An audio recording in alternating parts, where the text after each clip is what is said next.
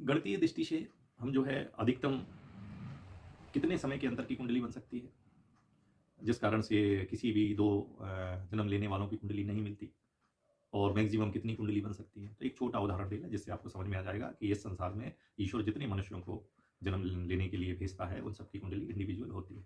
पहले आप समय देख लें कि कुंडली जो है, पूरी कुंडली का एक चक्र जो है 30 डिग्री का लेके 12 भाव होते हैं, तो 360 डिग्री का होता है। और जो एक भाव है वो 30 डिग्री का हो गया। 30 डिग्री में 300 उपनाड़ियाँ होती हैं। 30 डिग्री में 300 उपनाड़ियाँ होती हैं। इस प्रकार हम देखते हैं कि एक विनाड़ी जो है वो 6 सेकंड की होती है, और 6 सेकंड में इसके दो भाग होते हैं, एक पूर्व भाग एक उत्तर भाग। तो 3 सेकंड का हो गया। तो एक विनाड़ी यदि 3 सेकंड की है और एक बच्चे को सांस लेने और छोड़ने में 4 सेकंड लगता है, तो ऐसा संसार में कोई भी जगह नहीं है कि एक ही समय में जो बच्चे जन्म लें वो उनकी कुंडली सेम बने। क्योंकि एक ही जगह पर एक ही माँ से जन्म लेने वाले दो बच्चे एक समय में जन्म नहीं ले सकते हैं, क्योंकि नॉर्मल डिलीवरी में 2 से 4 मिनट का अंतर होता है, और ऑपरेशन में ही एक ही माँ के पेट से एक ही डॉक्टर यदि दो बच्चों का जन्म कराएगा तो उनके जन्म में अंतर आ जाएगा। और यदि दो माँ और एक ही स्थान पर भी दो डॉक्टर दो माँ का एक ही टेबल पर ऑपरेशन करा के नाल काट के अलग करेंगे तो भी उनके समय में 3 से सेकंड से ज़्यादा का अंतर हो जाएगा, तो उनकी कुंडली बदल जाएगी। अब आप देखते हैं कि कुंडलियां कितने प्रकार की होंगी।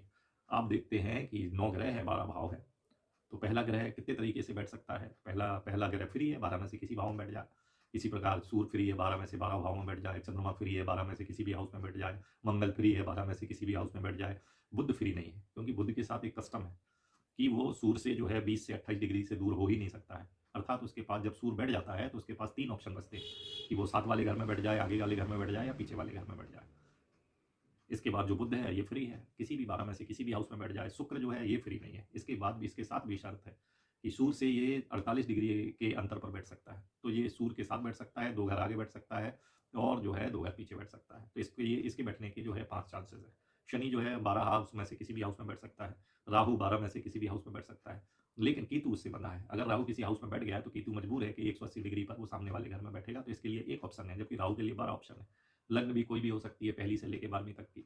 तो जब हम इनका क्रम से निकालेंगे, इनकी संभावना निकालेंगे, तो आपको ताज्जुब होगा कि ये जो है 0.53 जो है बिलियन, इतनी कुंडली बन गई। आप अभी आपको दूसरी चीजें इसमें ली नहीं गई है। ये सिर्फ अपन जो है जो टोटल 150 से 300 चार्ट बनते हैं, ये सिर्फ D1 चार्ट लिया गया है। फिर कितनी इतनी सोडस बार कुंडलियां, इतनी नाट्यांश कुंडलियां वगैरह। इसलिए इसका एक बार में बताया गया है कि 80 अरब कुंडलियां बनती हैं। और आपको ये बताया है कि विश्व में कुल कितने लोग जन्म लेते हैं, और एट ए टाइम कितने जिंदा या पृथ्वी पर रहते हैं।